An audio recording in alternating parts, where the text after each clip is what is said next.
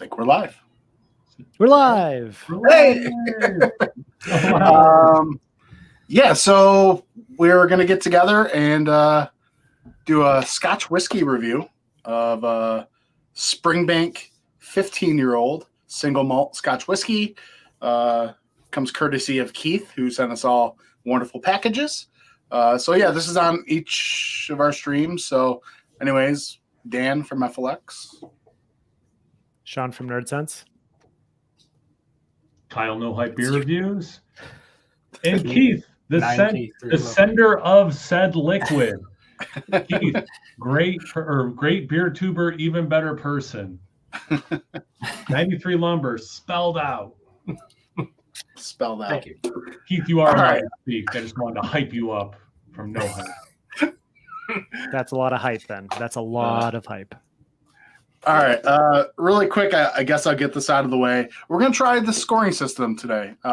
We've done it on Tanner, East Coast LQ reviews. Usually does whiskey review Mondays. Now I think it's every couple of weeks or whatever. But we've always done this scoring system over there. So it's a 100-point system, and it breaks down aesthetics is 10, nose is 20, flavor is 20, mouthfeel is 20, finish is 20, and then value at the end is 10. And so we'll go through each category as we sip on it and go from there. But yeah, cool. All right. Keith, you want to show off the bottle and we can pour it up and do whatever? Here, so this is the bottle. It's 46% alcohol by volume. Springbank, 15.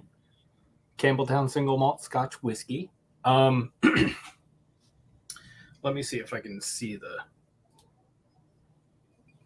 This was bottled in. It was either bottled in September or May of last year. I'm assuming it's May because the date and the month are reversed. So yeah. What do you think about the bottle? What do I think about the bottle? Yeah, the aesthetics. Like what do you think about the label, the presentation? I mean, I like it. It's got the embossed or whatever you call it in the glass. So that's cool. And I do enjoy the shape of it as well. That is a nice shaped bottle. Is the label itself embossed anywhere, or is it all just flat? No, it's just like matte. I guess embossing the glass makes up for that. I won't. No negative points. I mean, I think our bottles are pretty nice. I mean, they got this nice metallic number on the top. It is. Wait a second. Why is Dan's 5? They should all be. No, or does it matter? Doesn't matter. No, it doesn't matter. Okay. Because I'm going off my cheat sheet. This is at 7. Okay. Yeah. John, turn producer mode off. I'm like, wait, I don't have 7. I only have an L. Okay.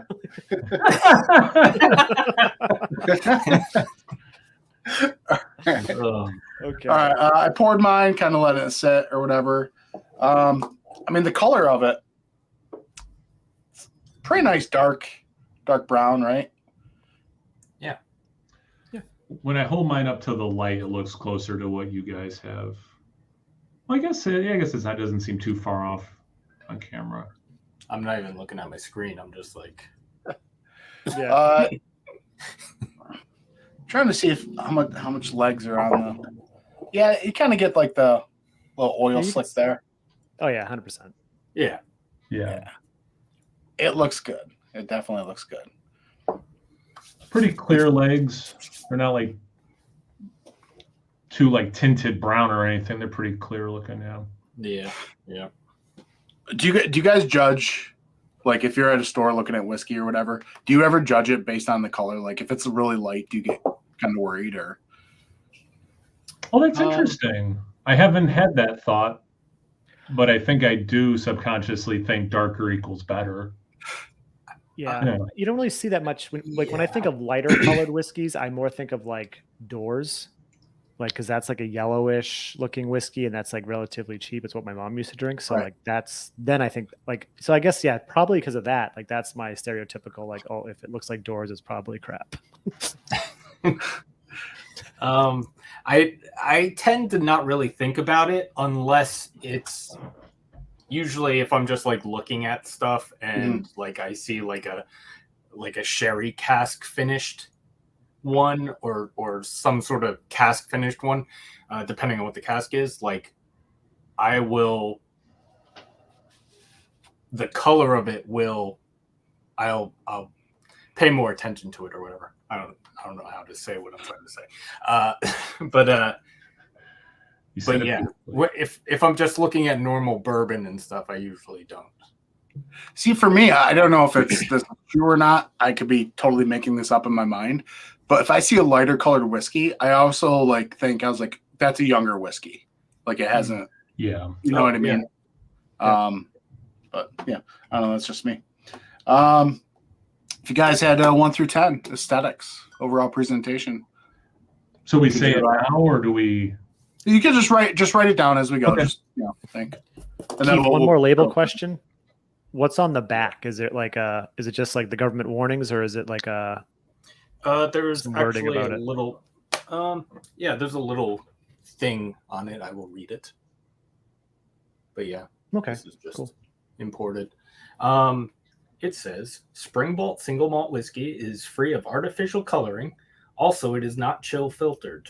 This will cause a slight natural haze to form when it is cold, but this will disappear when the temperature returns to normal. Yeah. Okay. Guys want to get a nose? Yeah. Here's the label again, just in case. I am a sucker for like it looks like Green Lantern's logo. What a comic book nerd you're being. Yeah. Wow. All right. Right, nose. Ooh. Let's do it.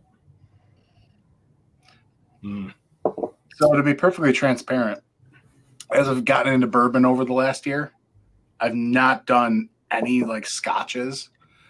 We did a couple Irish whiskeys, but no. So this is definitely unique. Yeah, I used to be same for me. I used to be big into like single malt Scotch, and then I found bourbon, and I was like, meh. I'm gonna go out on a limb and say that Keith loves the smell of this. Yeah, it's very peaty. Right, I love peatiness too. So I'm Yeah. like loving this. Yeah. So with the PD thing, does that also where I'm getting like a little bit that smoky kind of? Okay. Yep. I'm not too familiar with the. To me, peaty, yeah, it's smoky, but it's like almost like smoky umami hybrid. Like those are two separate things, almost like a combination of both. Like because if someone was saying like smelling this and they said, "Oh, it smells smoky," I would be like, "Yeah, I totally get what you're saying," but kind of like having been able to identify peatiness, this to me is more peaty than just smoky. Yeah. I don't.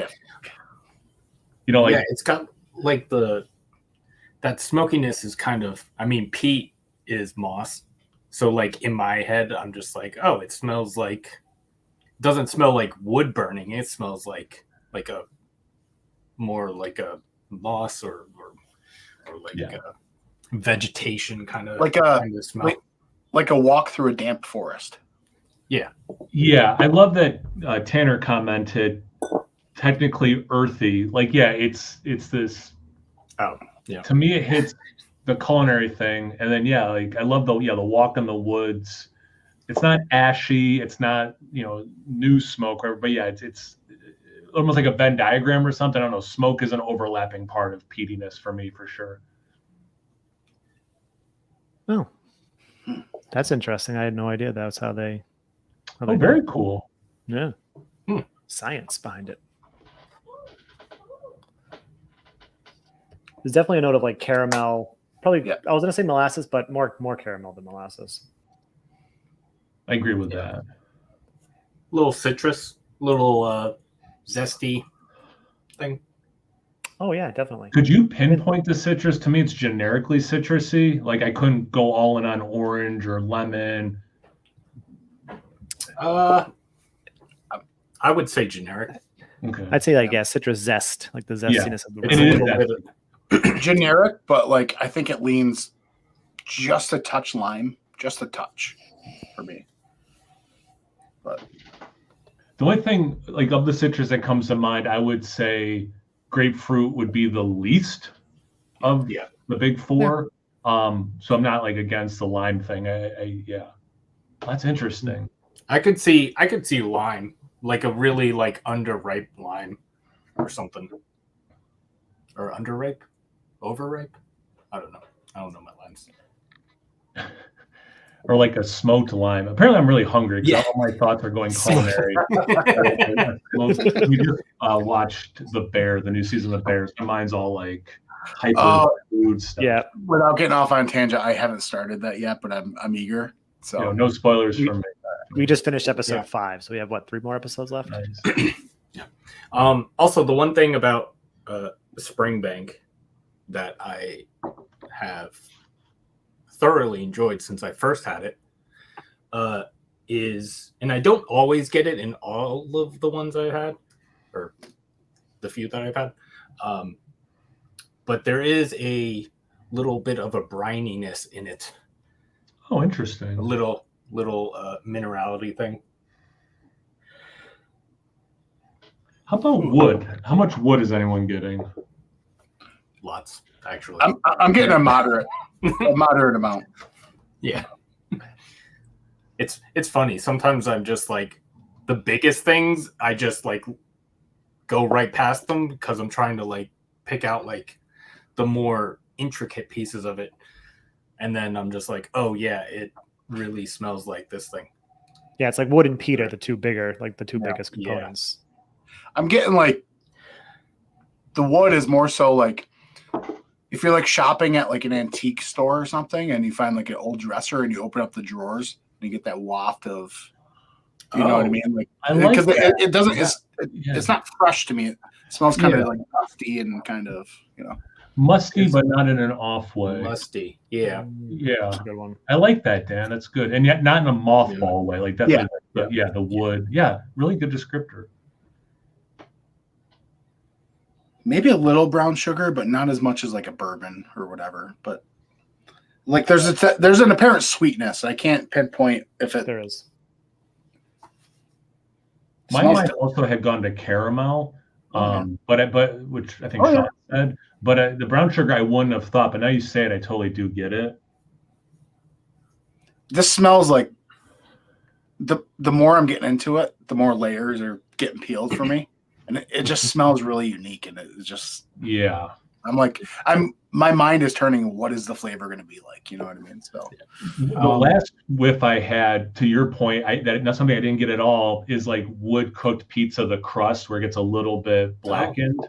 So yeah, it's a good point, Dan. Like the more I smell it, it keeps coming. It's like really nice that we're doing a live stream that allows some time to do that, because I wouldn't at this point I would have wrapped up the review and I wouldn't have gotten that. I wouldn't have kept going. No, seriously, right? Like no. I'm not Keith. I don't do 20-minute reviews on everything, I try so hard. I just as soon as I press record, like time blinded. No, the only reason it made me think to say it is because today the video you posted is one of the ones I sent you, and you're like kept talking about like I'm not gonna go, like this is everything I have to say, so I'm out. Too funny. Well, it's funny. All right, you guys want to the channels? All channels. You guys want to sip on this? Before we taste it, I did want to say one thing. It doesn't smell too boozy. It's not. It smells very approachable. It's not maybe not approachable, but it's as far as from an alcohol perspective, it's not like sometimes you smell things and it just smells like ethanol or whatever. Yeah. But if you stick your nose in and give like a big whiff, then you get ethanol. But if you're just doing a normal smell, then no. Yeah. I love how we're like a vanilla completely thing, too. glossed over the whole fact about even alcohol. Like, oh yeah, do we smell the booze on the whiskey? yeah. Yeah. All right, you guys ready to taste?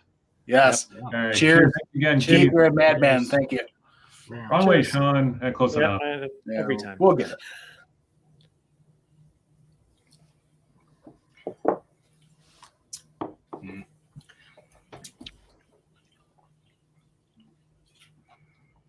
Also, I will say I have not had this, so this is the first time I've had the 15. I was gonna say that's a lie. You just but had it now. I've had the 15 year before, but I haven't had this batch. So, Ooh. Right off the bat, a lot of this stuff we said in the aroma I taste. Dude. I think it's really good. Like, oh wait, sorry. No, you go ahead. I'm just sitting here. Oh, it's so good. Yeah. I mean, I don't know. I think this is really good. I won't say It is numbers yet, insanely. It is insanely like just like. I hate to use the word smooth. I almost detest that word a little bit, but it is very just pleasant, and there's not really a harsh kickback. Like you get that, the ethanol a little bit, obviously, but everything just melds well together. There's not the peatiness, I think, kind of because it is smooth, and then I want like it something that's smooth that could almost go down too easy that you're not like thinking about it, processing or whatever. But like I think the peatiness. Hey, what's up, Billy? How you doing, brother? Hey, Billy. hey, Billy. Helps a lot. Leather, like it definitely goes to like to me like those things. Tobacco is in it, but it's like a little bit lower, but it's in the ranking for me. All right, I've done a lot of talking. Who else? The first thing that I thought of, and I know it's next on the list, but it probably actually should be above flavor, is the mouthfeel is really full and has this really interesting mouthfeel that I don't normally get from whiskeys in general. It's a little bit of the oily thing. Yeah, and it's, I'm digging it. Oh, that's interesting. It's like almost, it's like almost creamy in a way. Yeah. Or like Yes. kind of like Yes. fluffy. It's yeah. Which I never thought would be a descriptor for whiskey until now.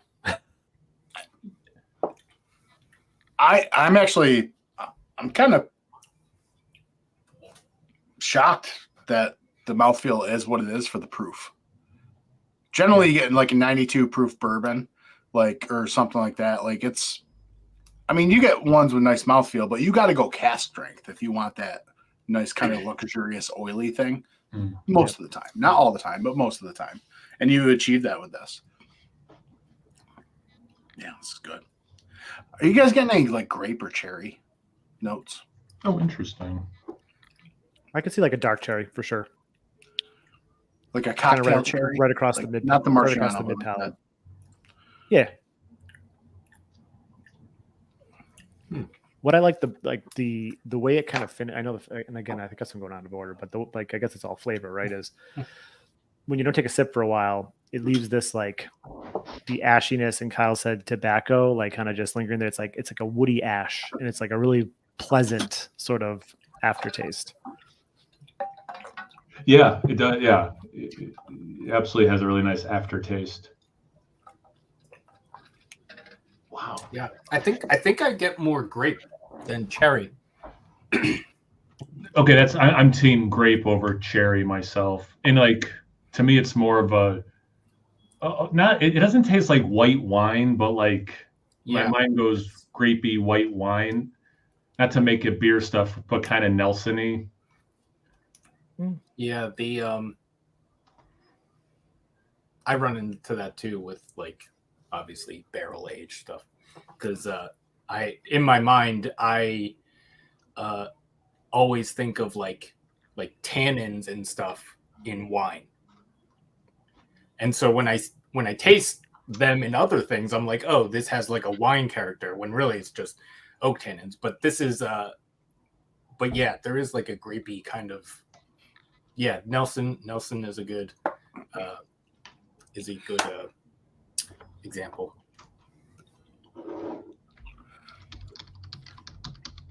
If this was beer, I would say this tastes like if you took like Wookie Jack from Firestone, and smoked a black IPA. I'm getting a lot of like that kind of like the floral tones, that little bit of citrus, stuff like that. That's a cool one, yeah, because you do get the citrus and the taste that we're talking about in the aroma quite a bit. Yeah.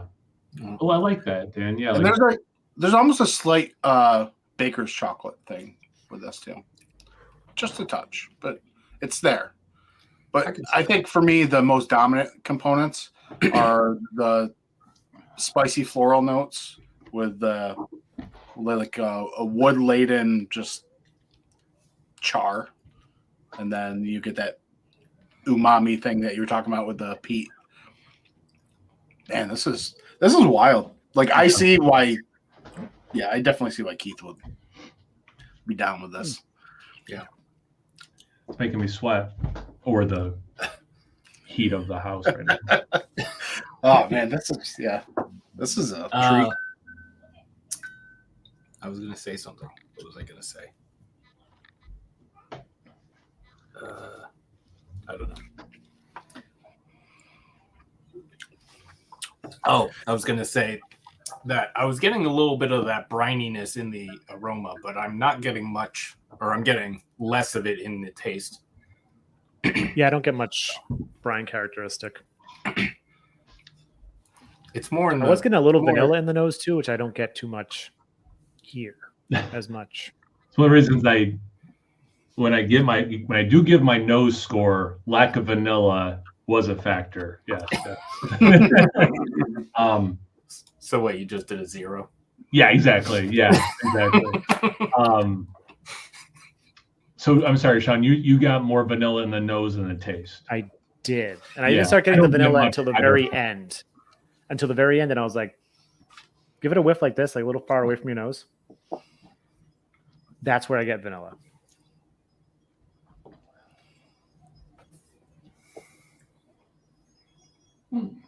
Okay. That's interesting. Because I've been like kind of getting my nose more in there. But yeah, if you pull away a little bit, yeah. Oh, sorry guys. This is a specific question to Keith real quick. Did you really get banana the next time you went to the Angels Envy? Okay. I couldn't tell if you were busting my chops or not. No, all right. Sorry. It wasn't like this huge thing, but it was like there's like a subtle, yeah. Because I don't think I got it when I reviewed it. I don't think so. But too funny. Anyway, sorry guys, it just popped in my mind. I don't know, Dan. I really like doing it this way. This is helps me kind of be more mindful of the experience, and this is really cool. I've got like a whole chart of the ones we've done on Tanner's channel, and then what we do is we take each other's score and at the end we average it, and then we put it in a chart. And, okay. It's kind of cool to like. I think right now I think our highest rated whiskey so far is still the Russell's 10-year on that channel. But I know it's kind of cool, and it just kind of helps me. Like if I'm sitting at home, I can put a number on it and be like, "Oh, okay," and you see the differences. And I don't know.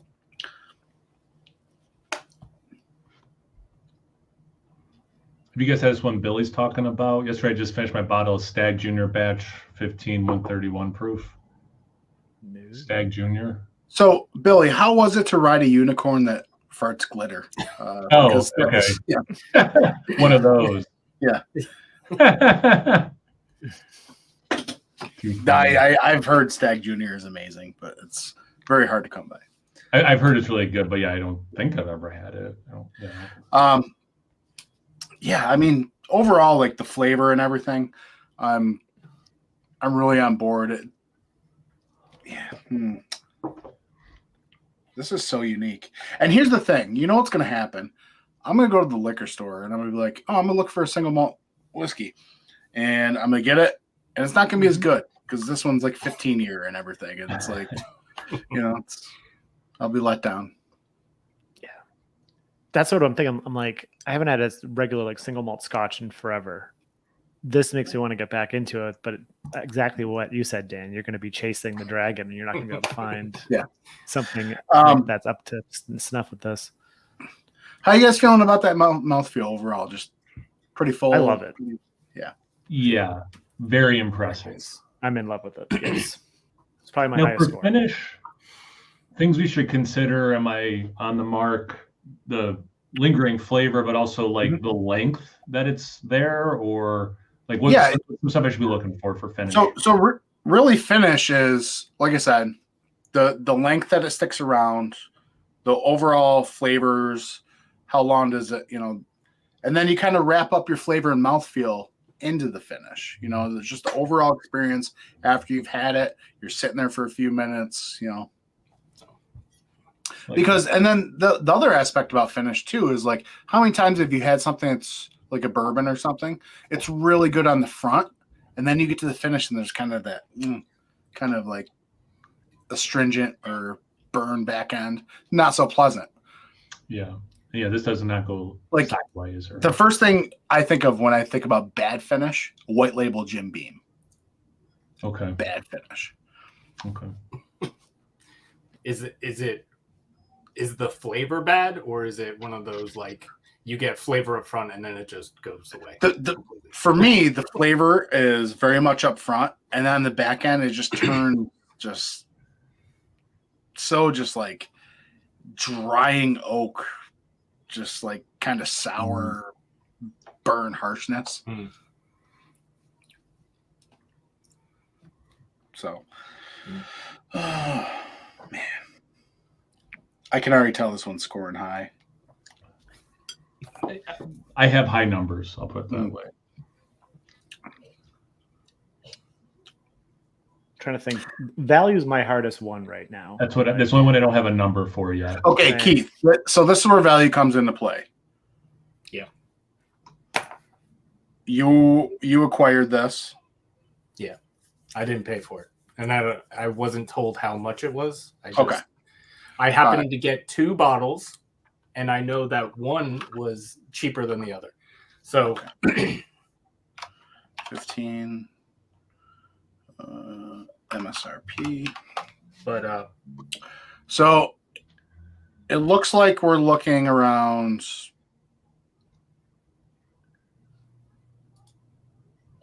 I'm seeing all over the 300. spectrum. I'm seeing this one space online that says $8,200. Yeah, if you go to like shopping, it's ranging from $250 to like $300 for like not a stupid price. But what's the MSRP? Like, what does Springbank sell this for? Oh, you know what? Hold on, I got this app right here. Only Drams. Yeah, I don't know if they have pricing on their website. So here, I got it. Wine.com selling it for $250. Not that that's MSRP. Okay, so Only Drams is this app made by these whiskey tubers or whatever. Oh, without tangent, they say MSRP is $174.99. Okay. Is that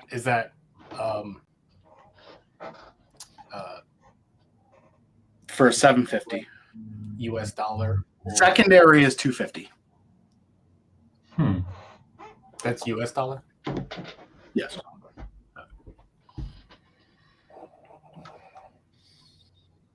Yeah. Because I know in the last like 3 or 4 years, I think it was, maybe 5, Springbank has gotten a lot more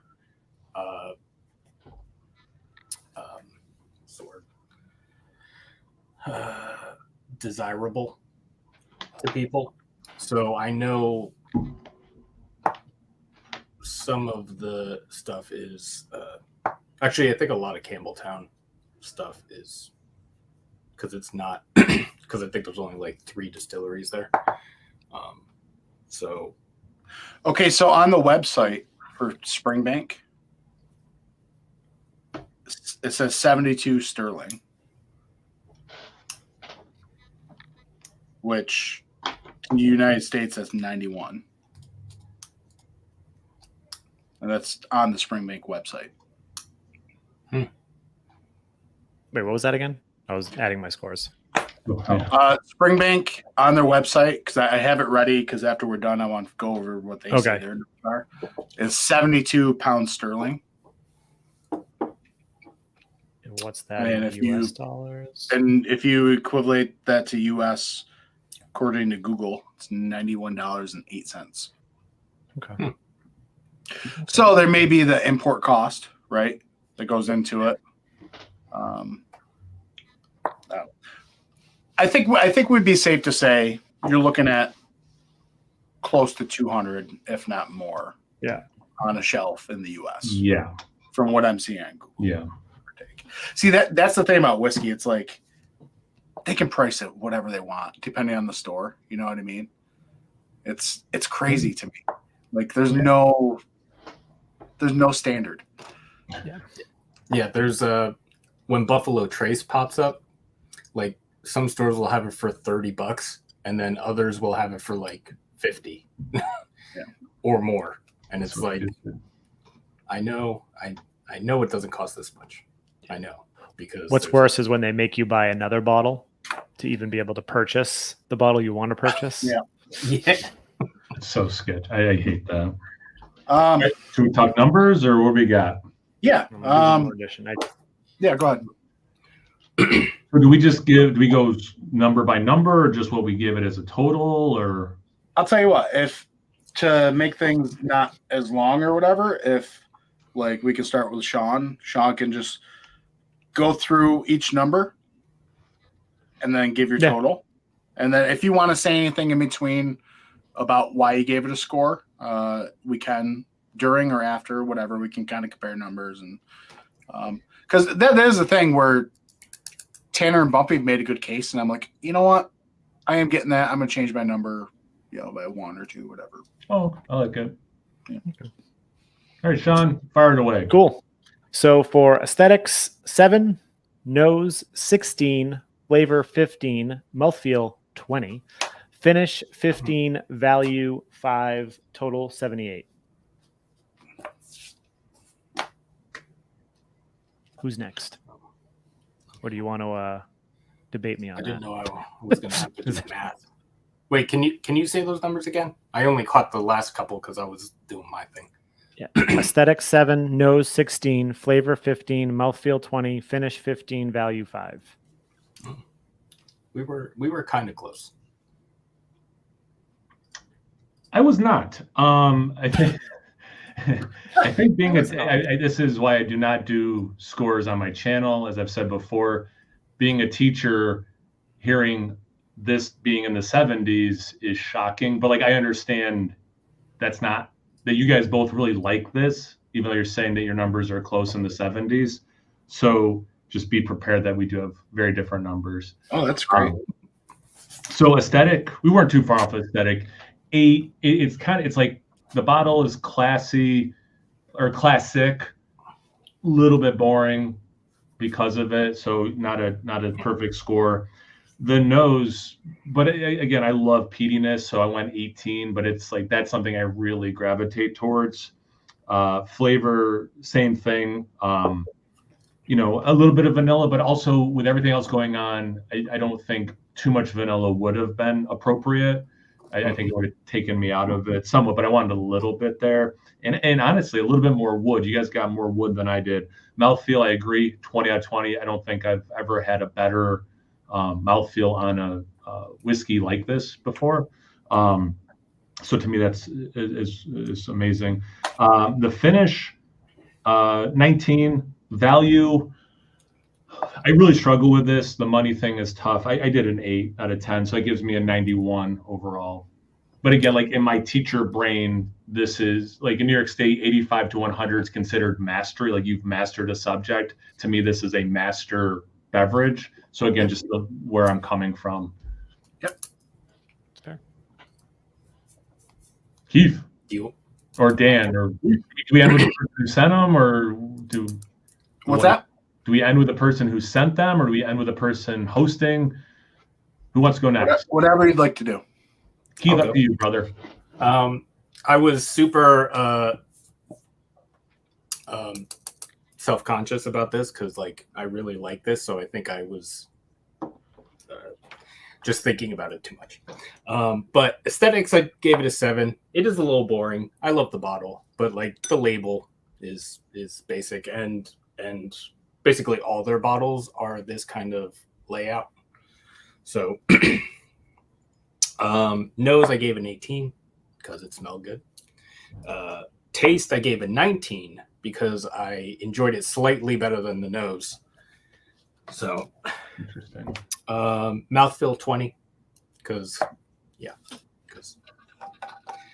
finish, I gave it a 15 because I'm just mad that it's not as like the finish is good. I like the finish and it sticks around for a while, but like I want more I want it to be like more flavorful throughout the finish because it kind of it does the flavor does linger for a while, but it's a very subtle thing. It kind of drops off and then it just sticks around for a little bit. And then value, I did 6 for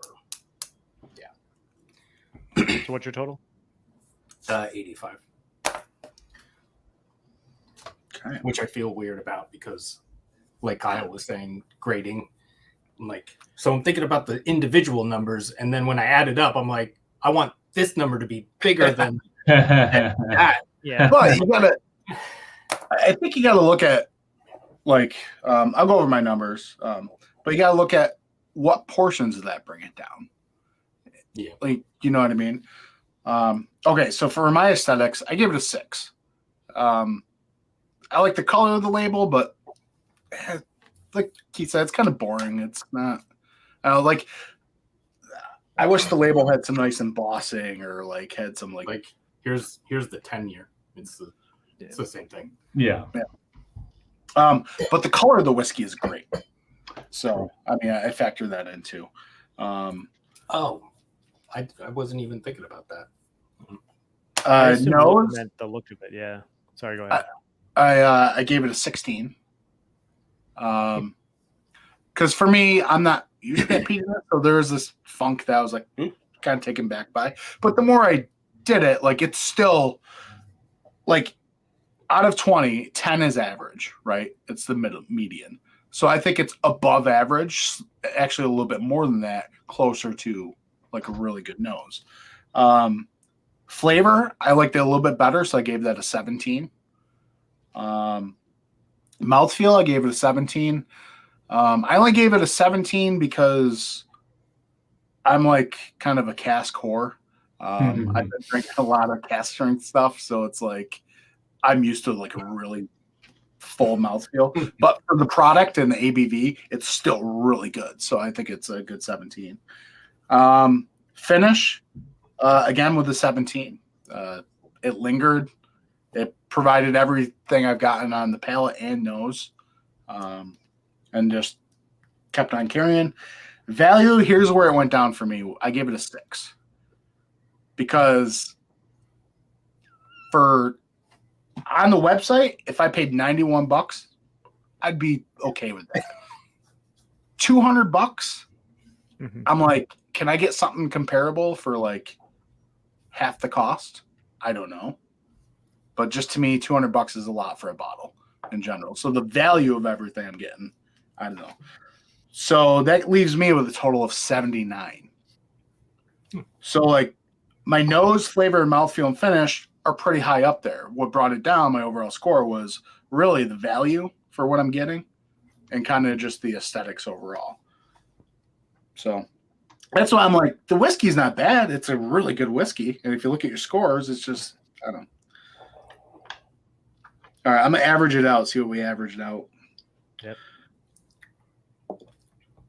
I would urge you guys on your own time or whatever, maybe next time you have a sip of whiskey, do this at least 2 more times and see where you land. Yeah. Yeah, I think I definitely am. I realized, Keith, you sent Buffalo Trace. I got a barrel select from the local liquor store, which I'm curious. I think I'm going to do a side-by-side to see what the difference is between the barrel, whatever they got versus whatever the regular Buffalo Trace is. And then I'll probably do this. Yeah. We averaged out at an 83.25. So 83 for this bottle. That's a really good score. And Dan, you said you had their website pulled up to see what their tasting notes were? Yep. That'd be cool. Yeah, I'm sorry. I'm just like super curious. Really quick, I did take a sip of this and then take a little splash of water, kind of open it up a little bit. It was pretty I do good. like that move. Yeah. All right. So they say it's 46 ABV, obviously 100% sherry. Nose, Springbank's Gentle Giant.